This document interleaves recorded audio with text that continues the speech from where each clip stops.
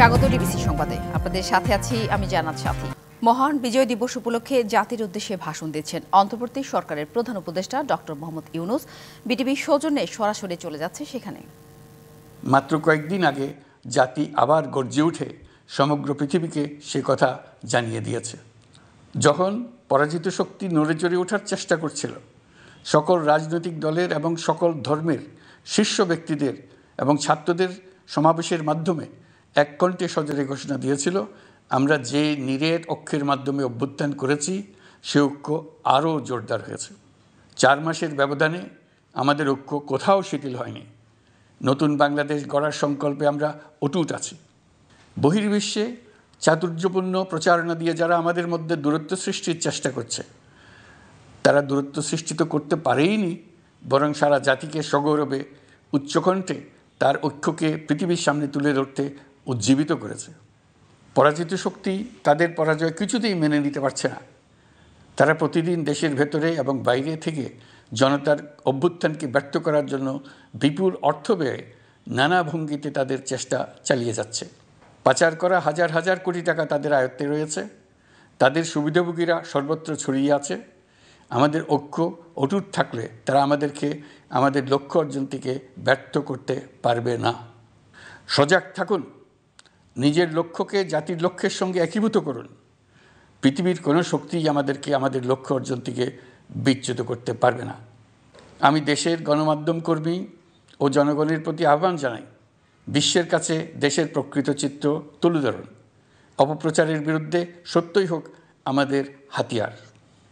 জাতির এই নিরেট ঐক্য এই বছরের বিজয় দিবসকে স্মরণীয় করে রাখবে, ইতিহাসের অনন্য স্থানে প্রতিষ্ঠিত করে রাখবে। এই ঐতিহাসিক অর্জনের জন্য দলমত নির্বিশেষে দেশের সকল তরুণ তরুণী, যুবক যুবতী, বৃদ্ধ বৃদ্ধা সবাইকে আমার অভিনন্দন জানাচ্ছি। এই ঐক্যের জোরে আমরা আমাদের সকল সমস্যার দ্রুত সমাধান নিশ্চিত করতে পারব। এই বিজয় মাসে আমাদের গণ অভ্যুত্থানকে অভিনন্দন জানাবার জন্য, আমাদের বিজয় দিবসে যোগ দেবার জন্য ঢাকায় এসছেন পূর্ব তিমুরের রাষ্ট্রপতি, নোবেল শান্তি পুরস্কার বিজয়ী প্রেসিডেন্ট হোসে রামোস হর্তা। তিনি তার দেশের মুক্তিযুদ্ধে নেতৃত্ব দিয়েছেন। আমাদের দেশের মুক্তিযুদ্ধ তাকে অনুপ্রাণিত করেছিল। 2002 সালে পূর্ব তিমুর স্বাধীন রাষ্ট্র হিসেবে প্রতিষ্ঠিত হয়। আমাদের জাতীয় উৎসবে শরীক হওয়ার জন্য জাতির পক্ষ থেকে তাকে আমরা স্বাগত জানাচ্ছি। কয়েকদিন আগে ইউরোপীয় ইউনিয়নের 19 জন রাষ্ট্রদূতের সঙ্গে আমার বৈঠক হয়েছে। এই প্রথমবারের মতো ইউরোপিয়ান ইউনিয়নের প্রায় সকল দেশের রাষ্ট্রদূতগণ একসঙ্গে ঢাকায় এসে সরকারের সঙ্গে বৈঠক করলেন।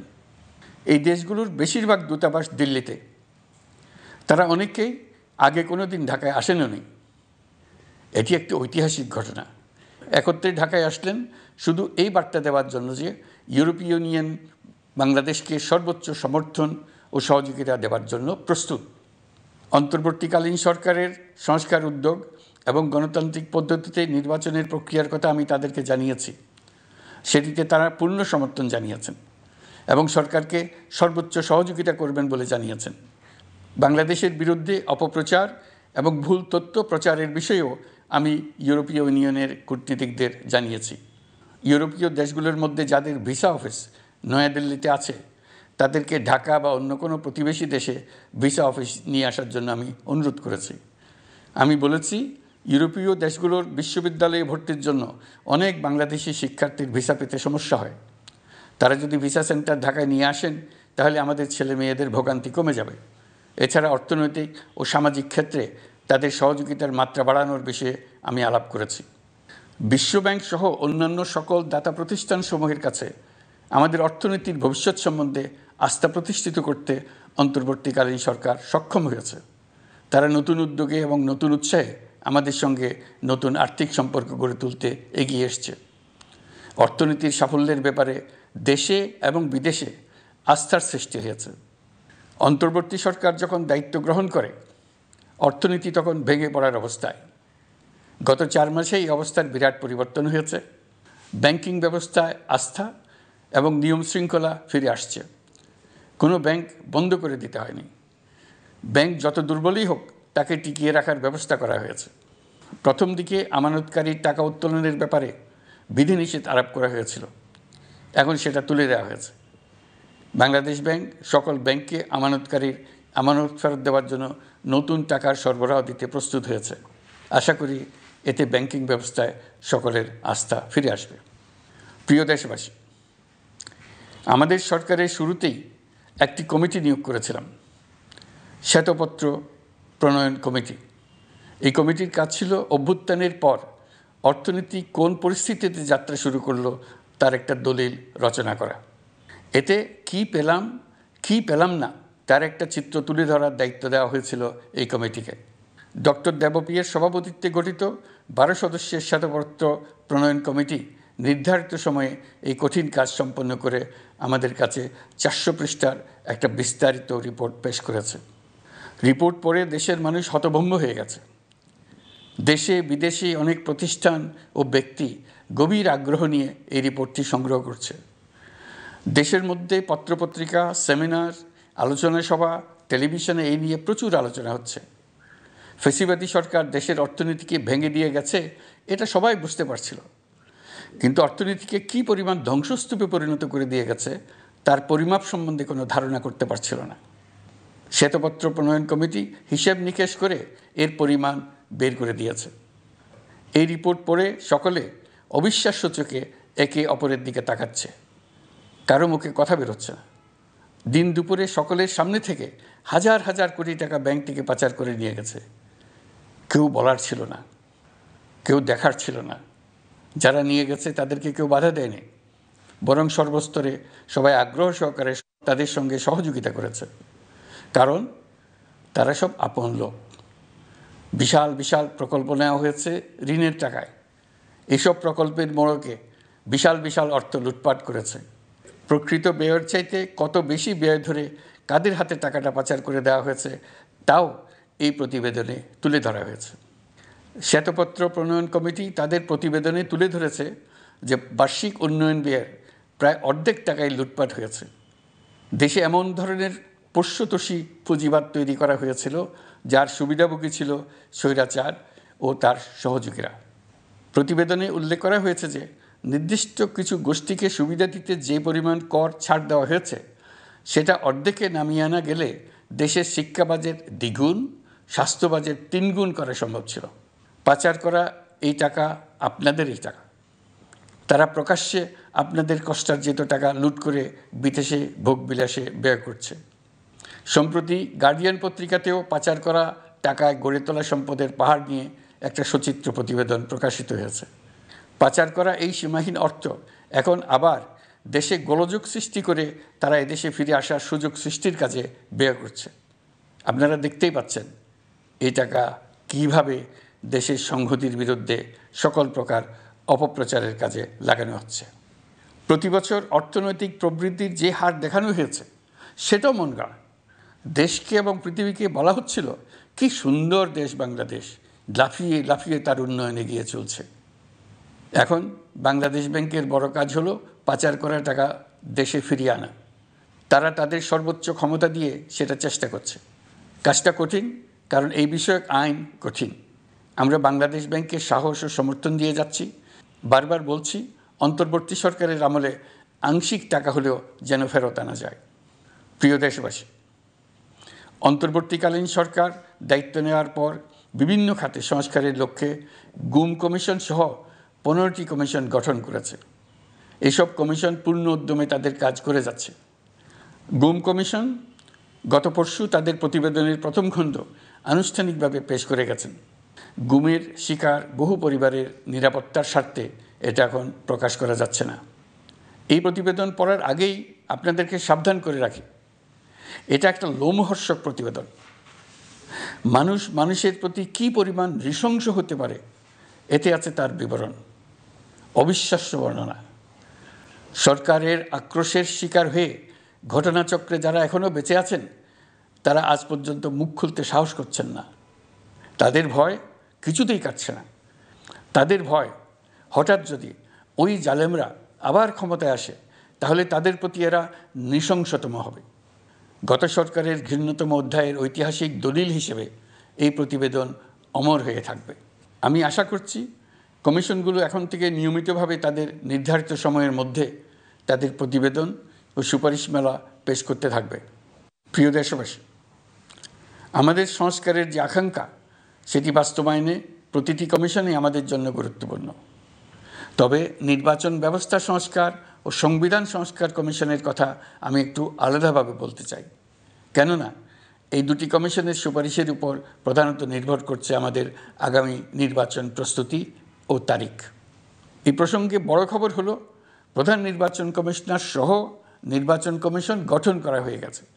কমিশন দায়িত্ব গ্রহণ করেছে। এখন থেকে তাদের হাতে দায়িত্ব ন্যস্ত হলো ভবিষ্যৎ সরকার গঠন করার প্রক্রিয়া শুরু করার। তারা তাদের প্রস্তুতির কাজ শুরু করেছেন। তাদের হাতে অনেক কাজ। প্রথমে সবচেয়ে বড় কাজ ভোটার তালিকা হালনাগাদ করা। এটা এমনিতেই কঠিন কাজ। এখন কাজটা আরও কঠিন হলো এই জন্য যে গত 3টা নির্বাচনে ভোটারদের অংশগ্রহণ করার সুযোগ ছিল না। ভোটার তালিকা যাচাই করার সুযোগ হয়নি কারণ। গত 15 বছরে যারা ভোটার হওয়ার যোগ্য হয়েছে তাদের সবার নাম ভোটার তালিকায় তোলা নিশ্চিত করতে হবে। এটা একটা বড় কাজ। ছাত্র জনতার অভ্যুত্থানের পর এখানে গলদ রাখার কোনো সুযোগ নেই। দীর্ঘদিন পর এবার বহু তরুণ তরুণী জীবনে প্রথমবারের মতো ভোট দেবে। অতীতে তাদেরকে সে অধিকার এবং আনন্দ থেকে বঞ্চিত করা হয়েছে। তাই এবারের নির্বাচনে তাদের ভোটদান একটি স্মরণীয় ঘটনা হয়ে থাকবে। এই অভিজ্ঞতাকে মসৃণ করার সমস্ত আয়োজন করতে হবে। আমার একান্ত ইচ্ছা এবারের নির্বাচনে প্রথমবারের তরুণ তরুণী ভোটাররা শতকরা 100 ভাগের কাছাকাছি সংখ্যায় ভোট দিয়ে একটি ঐতিহ্য সৃষ্টি করুক। নির্বাচন কমিশন এবং সকল সামাজিক প্রতিষ্ঠান ও রাজনৈতিক দলের প্রতি আমার আহ্বান, সবাই মিলে আমরা যেন ওই লক্ষ্য অর্জনে নানা প্রকার সৃজনশীল কর্মসূচি গ্রহণ করি। এখন থেকে সবাই মিলে এমন একটা ঐতিহ্য সৃষ্টি করি যেন স্থানীয় নির্বাচন সহ সকল নির্বাচনে সকল কেন্দ্রে প্রথমবারের ভোটাররা 100% কাছাকাছি সংখ্যায় ভোটদান নিশ্চিত করবে। এটা নিশ্চিত করতে পারলে ভবিষ্যতে কোনো সরকার মানুষের ভোটাধিকার কেড়ে নেবার সাহস করতে পারবে না। নতুন ভোটার ছাড়াও যাদের আগে থেকে ভোটার তালিকায় নাম থাকার কথা ছিল তারা ভোটার তালিকায় আছে কিনা তা নিশ্চিত করতে হবে। বিশেষ মনোযোগ দিয়ে ভুয়া ভোটারদেরকে তালিকা থেকে বের করে দিতে হবে। এবার আমরা প্রবাসী বাংলাদেশিদেরকে ভোট দেওয়া নিশ্চিত করতে চাই। অতীতে আমরা এই ব্যাপারে অনেকবার আশ্বাসের কথা শুনেছি। এই সরকারের আমলে এটা যেন প্রথমবারের মতো বাস্তবায়িত হয়, এটা আমরা নিশ্চিত করতে চাই। এর জন্য একটা নির্ভরযোগ্য ব্যবস্থা করতে হবে। সব কিছুই সমসাপেক্ষ ব্যাপার। এর সঙ্গে যদি আমরা নির্বাচন প্রক্রিয়া আরও উন্নত করতে চাই, নির্বাচন সংস্কার কমিশনের সুপারিশমালা বাস্তবায়ন করতে চাই, তাহলে প্রয়োজনীয় সংস্কারের বিস্তৃতি ও গভীরতা অনুসারে নির্বাচন কমিশনকে সময় দিতে হবে। আমি সকল প্রধান সংস্কারগুলো সম্পন্ন করে নির্বাচন আয়োজন করার ব্যাপারে বরাবর আপনাদের কাছে আবেদন জানিয়ে এসেছি। তবে রাজনৈতিক ঐকমত্যের কারণে আমাদেরকে যদি অল্প কিছু সংস্কার করে ভোটার তালিকা নির্ভুলভাবে তৈরি করার ভিত্তিতে নির্বাচন সম্পন্ন করতে হয়, তাহলে 2025 সালের শেষের দিকে নির্বাচন অনুষ্ঠান হয়তো সম্ভব হবে। আর যদি এর সঙ্গে নির্বাচন প্রক্রিয়া এবং নির্বাচন সংস্কার কমিশনের সুপারিশের পরিপ্রেক্ষিতে এবং জাতীয় ঐকমত্যের ভিত্তিতে প্রত্যাশিত মাত্রার সংস্কার যোগ করি, তাহলে অন্তত আরও 6 মাস অতিরিক্ত সময় লাগতে পারে। মোটা দাগে বলা যায় 2025 সালের শেষ দিক থেকে 2026 সালের প্রথমার্ধের মধ্যে নির্বাচনের সময় নির্ধারণ করা যায়। প্রিয় দেশবাসী, যে কোনো সংস্কারের কাজে হাত দিতে গেলে রাজনৈতিক ঐকমত্যের প্রয়োজন। এই ঐকমত্যে পৌঁছানোর প্রক্রিয়া কী হবে? অন্তর্বর্তীকালীন সরকার এইভাবে অগ্রসর হবার প্রস্তুতি নিচ্ছে। অন্তর্বর্তীকালীন সরকার প্রথম পর্যায়ে 6টি সংস্কার কমিশন গঠন করেছে। এরা শীঘ্রই চূড়ান্ত প্রতিবেদন পেশ করবে বলে আশা করি। আমরা এই 6 কমিশনের চেয়ারম্যানদের নিয়ে একটি জাতীয় ঐকমত্য গঠন কমিশন প্রতিষ্ঠা করার দিকে অগ্রসর হচ্ছি। এর কাজ হবে রাজনৈতিক দল সহ সকল পক্ষের সঙ্গে মতামত বিনিময় করে যে সমস্ত বিষয়ে ঐকমত্য স্থাপন হবে সেগুলো চিহ্নিত করা এবং বাস্তবায়নের জন্য সুপারিশ করা। যেহেতু জাতীয় ঐকমত্য প্রতিষ্ঠা করা অন্তর্বর্তীকালীন সরকারের অতি গুরুত্বপূর্ণ দায়িত্ব, তা বিবেচনা করে আমি এই কমিশনের চেয়ারম্যানের দায়িত্ব পালন করব। আমার সাথে এই কমিশনের সহসভাপতির দায়িত্ব পালন করবেন অধ্যাপক আলী রিয়াজ। কমিশন প্রয়োজন মনে করলে নতুন সদস্য কোঅপ্ট করতে পারবে। প্রথম 6টি কমিশনের চূড়ান্ত প্রতিবেদন পাওয়ার পর আগামী মাসেই জাতীয় ঐকমত্য গঠন কমিশন তার কাজ শুরু করতে পারবে বলে আমি আশা করছি। এই নতুন কমিশনের প্রথম কাজ হবে নির্বাচন অনুষ্ঠানের জন্য যে সমস্ত সিদ্ধান্ত জরুরি সেই সমস্ত বিষয়ে তাড়াতাড়ি ঐকমত্য সৃষ্টি করা এবং সকলের সঙ্গে আলোচনা করে কোন সময়ে নির্বাচন অনুষ্ঠান করা যায় সেই ব্যাপারে পরামর্শ চূড়ান্ত করা। প্রিয় দেশবাসী, নির্বাচন আয়োজন ও সংস্কার ছাড়াও আপনারা আমাদের উপর অনেকগুলো দায়িত্ব দিয়েছেন। এর মধ্যে রয়েছে অর্থনীতি পুনরুদ্ধার ও মানুষের জীবনমান উন্নয়ন। ফ্যাসিবাদী সরকারের কাছ থেকে আমরা বিপর্যস্ত এক অর্থনীতি পেয়েছি। আমাদের বৈদেশিক রিজার্ভ তলানিতে গিয়ে ঠেকেছিল। 2024 সালের নভেম্বরে রপ্তানি আয়ের পরিমাণ ছিল $4.12 বিলিয়ন, যা আগের মাসের তুলনায় 15.63% বেশি। সামগ্রিকভাবে 2024 সালের জুলাই নভেম্বর সময়কালে রপ্তানি $16.11 বিলিয়ন মার্কিন ডলারে পৌঁছেছে। গত বছর একই সময়ে রপ্তানি আয় ছিল $14.34 বিলিয়ন মার্কিন ডলার। বছরের হিসাবে এই প্রান্তিকে রপ্তানি আয়ের প্রবৃদ্ধি 12.34%। বৈদেশিক মুদ্রার রিজার্ভ $19 বিলিয়ন পৌঁছেছে। এসবের মাধ্যমে আমাদের অর্থনীতি ঘুরে দাঁড়াতে শুরু করেছে, পরিস্থিতির উন্নতি হচ্ছে। গার্মেন্টস শ্রমিক ভাই বোনেরা বাংলাদেশের অর্থনীতির অন্যতম চালিকা শক্তি। তাদের বার্ষিক মজুরি 9% বাড়ানোর সিদ্ধান্ত হয়েছে। মূল্যস্ফীতির বিষয়টি বিবেচনা করে শ্রমিক ইউনিয়ন মালিক পক্ষের সঙ্গে আলোচনার ভিত্তিতে এটি নির্ধারণ করা হয়েছে। মূল্যস্ফীতি নিয়ন্ত্রণে সরকার আন্তরিকভাবে কাজ করছে, স্বীকার করতে দ্বিধা নেই। এক্ষেত্রে কাঙ্ক্ষিত সাফল্য আমরা এখনও পাইনি, তবে আমার বিশ্বাস মূল্যস্ফীতি শিগগিরই কমে আসবে। গত কয়েক মাসে বাজারে কিছু পণ্যের দাম বেড়েছে। আমরা সরবরাহ বাড়িয়ে, আমদানিতে শুল্ক ছাড় দিয়ে, মধ্যস্বত্বভোগীদের দৌরাত্ম্য কমিয়ে এবং বাজার তদারকির মধ্য দিয়ে জিনিসপত্রের দাম কমিয়ে আনার চেষ্টা করছি। পরিবহন খাতে চাঁদাবাজি এখনও পুরোপুরি বন্ধ করা যায়নি।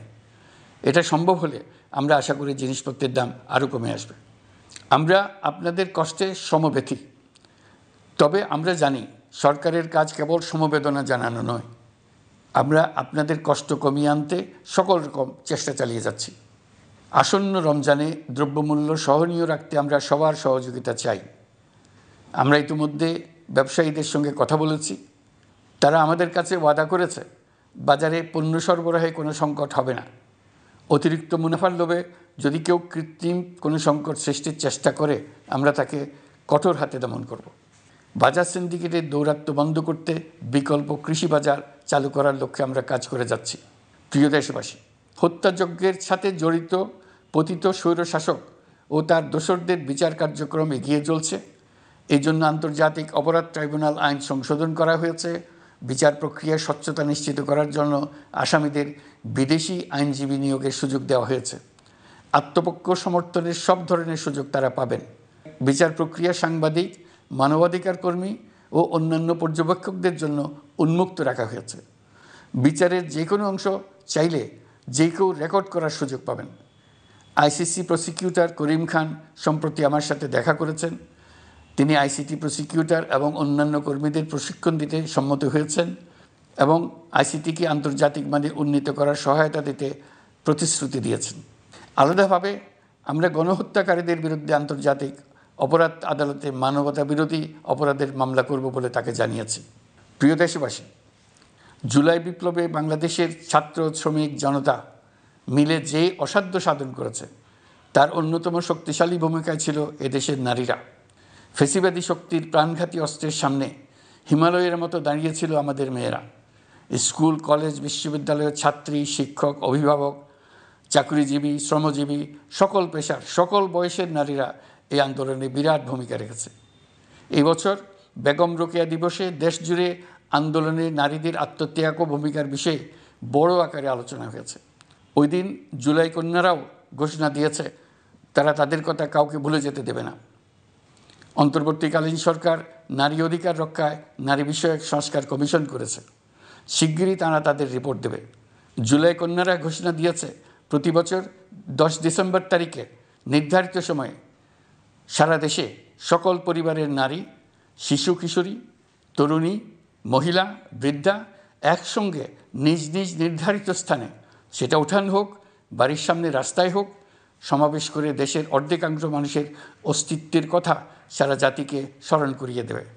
তাদের আশা আকাঙ্ক্ষার কথা জানিয়ে দেবে। যেই তরুণীরা জুলাই আন্দোলনে সামনের সারিতে থাকলো, তারা নতুন বাংলাদেশ গড়ার প্রত্যয় থেকে আর কোনোদিন সরে যাবে না। তারা শুধু নতুন বাংলাদেশ নয়, নতুন এক পৃথিবী গড়ে তোলার মহাকর্মযজ্ঞে বাংলাদেশের সকল বয়সের নারীদের সঙ্গে নিয়ে নেতৃত্ব দেবে। সবশেষে এই বিজয়ের মাসে আমি বাংলাদেশের দল, মত, জাতি, ধর্ম, বর্ণ, বয়স নির্বিশেষে সবাইকে ঐক্যবদ্ধ থাকার আহ্বান জানাচ্ছি। শক্তিশালী স্বৈরাচারী সরকারকে জাতীয় ঐক্যের মাধ্যমেই আমরা হটাতে পেরেছি। তারা এখনও সর্বশক্তি দিয়ে জাতিকে বিভক্ত করার চেষ্টা চালিয়ে যাচ্ছে। সাম্প্রদায়িক রাজনীতির মাধ্যমে জাতীয় ঐক্যকে নস্যাৎ করতে চাচ্ছে, একের প্রতি অন্যের বিষ উগড়ে দিতে চাচ্ছে। তাদের এই হীন প্রচেষ্টাকে কোনোভাবেই সফল হতে দেবেন না। প্রিয় দেশবাসী, এটা আমাদের বিজয়ের মাস। 16ই ডিসেম্বরে যুদ্ধ জয় করে পৃথিবীর বুকে বাঙালি জাতির একটা স্বাধীন রাষ্ট্র প্রতিষ্ঠার মাস, শত্রুকে চূড়ান্তভাবে পরাজিত করার মাস, নিজের শক্তিকে আবিষ্কার করার মাস। এই বিজয়ের মাসে আমরা সকল প্রস্তুতি নিয়ে দৃঢ় পদক্ষেপে নতুন বাংলাদেশ গড়ার যাত্রা শুরু করলাম। এই যাত্রা শুভ হোক, গন্তব্যে পৌঁছানো নিশ্চিত ও আনন্দদায়ক হোক। বিজয়ের মাস হোক নারী, পুরুষ, ধর্ম, বর্ণ, রাজনৈতিক পরিচয় নির্বিশেষে জাতির মহা ঐক্যের মাস। বিজয়ের মাস হোক ছাত্র জনতার অভ্যুত্থানকে স্মরণ করে নতুন বাংলাদেশ গড়ার শপথ দৃঢ়তার সঙ্গে পুনর্ব্যক্ত করার মাস। বিজয়ের মাস হোক নতুন বাংলাদেশ গড়ার লক্ষ্যে তরুণদের প্রচণ্ড দুঃসাহস প্রকাশের মাস। বিজয়ের মাস হোক নাগরিকদের পরস্পরের মধ্যকার সম্পর্ক স্থায়ীভাবে ভয়বিহীন থাকবে এমন এক সমাজ গড়ার মাস।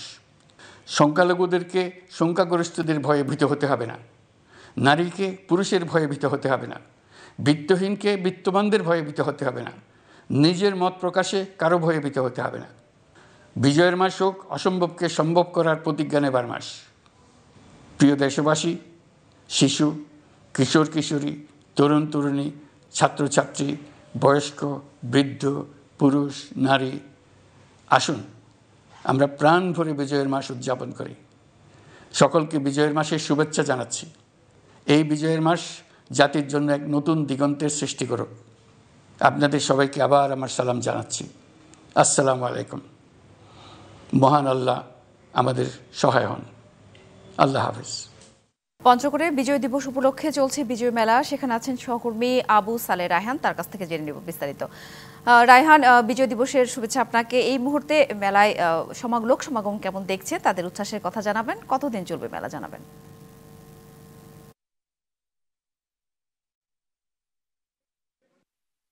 যে মহান বিজয় দিবসকে কিন্তু পঞ্চগড়ে বিজয় মেলা চলছে। এই মুহূর্তে বিজয় মেলা চত্বরে উপস্থিত রয়েছেন জেলা প্রশাসক মোহাম্মদ সাবেদ আলী। আমরা মহোদয়ের কাছে জানতে চাইবো যে বিজয় দিবস উপলক্ষে আপনাদের আয়োজনে জি, আজকে মহান বিজয় দিবস 2024। আমি পঞ্চগড়বাসীর পক্ষ থেকে সমগ্র দেশবাসীকে বিজয় শুভেচ্ছা জানাচ্ছি।